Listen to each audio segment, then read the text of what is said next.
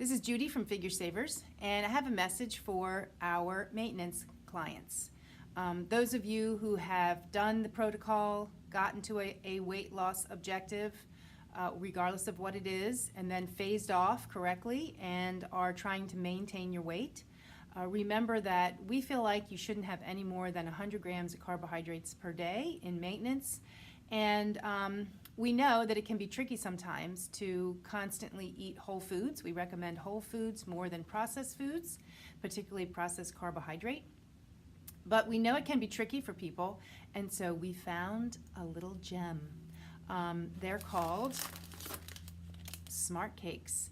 Now this is really just for a maintenance client. This is not for someone on the protocol. But these little cakes are delicious, and they're all preservative free. I think it's a net of 4 grams of carbohydrate, and they're delicious. And it's a quick thing you can grab and go. We have chocolate, lemon, cinnamon. Come on in, get your Smart Cakes. We love them. You will too.